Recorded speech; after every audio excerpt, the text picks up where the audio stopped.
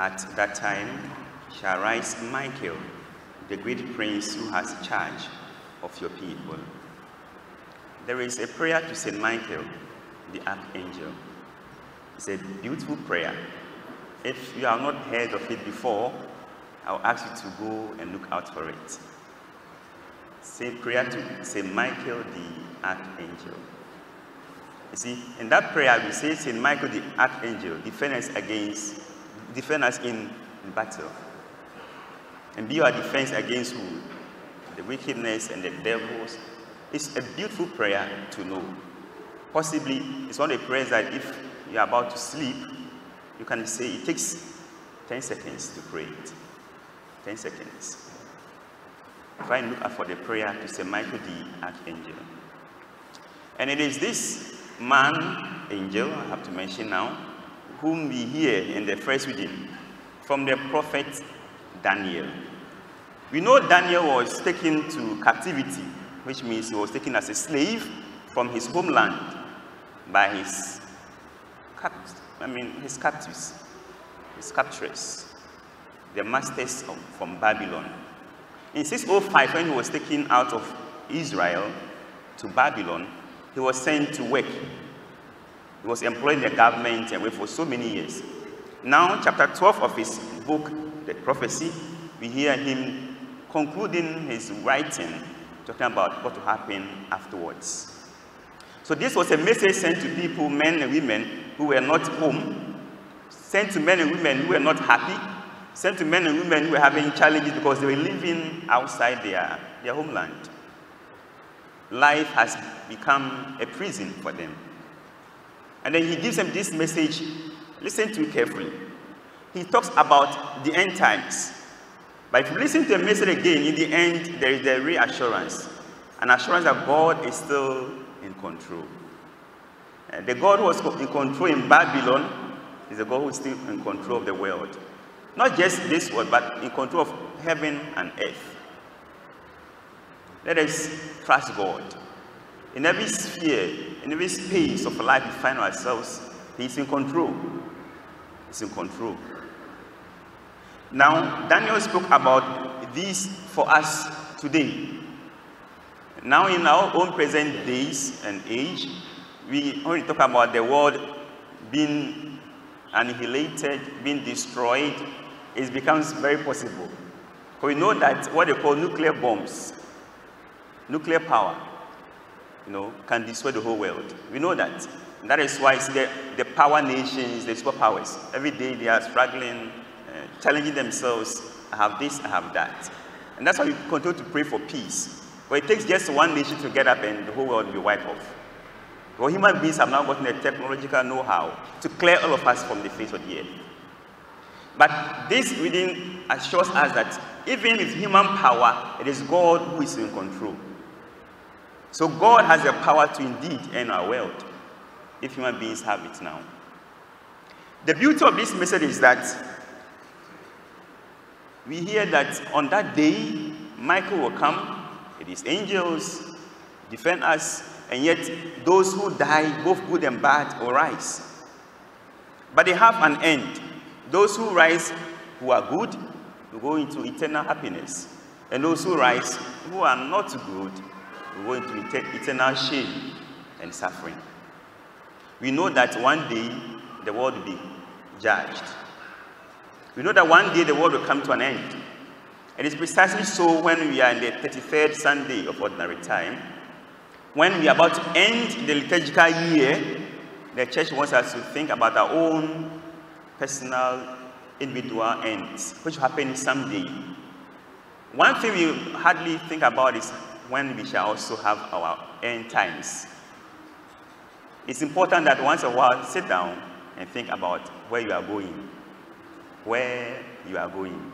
Otherwise, if you are thinking only of the things around you, what you want to have now, you might lose focus. Where you are going is very important. So this month of November, in this week of the 33rd Sunday of Ordinary Time, the church wants us to reflect on where are you going. As you listen to me, if I ask you today, now, where are you going? What will be your answer? You see, when you sit in commercial vehicles, and people are lighting. It's interesting that at every point somebody drops and somebody joins. Each person in that vehicle knows his or her destination. They don't just jump into the bus. They know where they are going. But do you know where you are going? Do you know where you are going? Do we know where we are going? Today is a chance for us to reflect. Because the bus will come to a stop one day. The bus will come to a stop. You are expected to alight. But if you don't know where you are going, how do you even alight?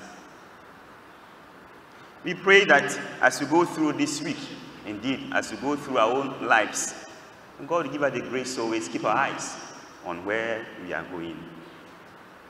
Jesus in the gospel paints the same picture. When he talks about stars falling, he talks about heaven being shaken. And then he also ends by saying that we should learn to prepare. It is not calculations on the end times that matter.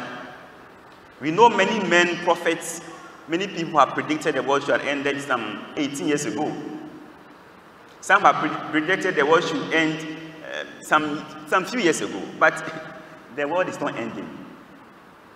I believe that the day we shall all die, the day you will die, the world has ended for you. And I think you know that. You don't need to know when the world will end. What Jesus is saying that forget about calculations. Think of preparations. Humans as we are, we're always thinking of calculating. We have no time to prepare for that day. So let us forget about the calculations. He says the angels don't even know, not even the Son of Man, only the Father. So don't be interested in when the world is ending. Be interested in when the world ends.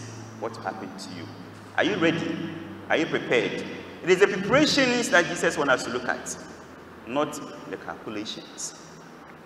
Again, I pray that we don't end our life doing all the calculations in the world, getting all that we think we should get, and losing the most important. Let us learn to prepare for that day. No man knows, no woman knows, no one knows, but God knows. I'll end with what Daniel mentioned in the first reading.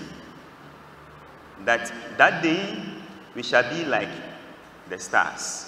See, friends, these days there are many programs on TV. They talk about stars. Somebody becoming a star, icon, various names, almost all the TV stations. We have young men, children, youth who are aspiring to be called a star. But these stars, earthly stars, are for just a while. Because they are stars for just 1 year. The next year, somebody will take over from them. You know, when somebody is mentioned as a beauty pageant for the years mentioned, it's only for a limited time. But Jesus wants us to look for stars. Become stars that will be there for forever. Not a star for 1 year, but a star who will be there forever. And the key is that he says we should trust in him and then bring others to trust in him. We want to become an eternal star, a forever star. Let us learn to love God. Let's learn to trust God. Let's learn to abandon ourselves to him. In that way, we shall become stars to be shining for years, years, years unending, when we shall be with our Maker one day. May he bless us even in our weaknesses. May he bless us even in our sufferings, and give us the grace to look up to him with the source of every hope and life. Amen.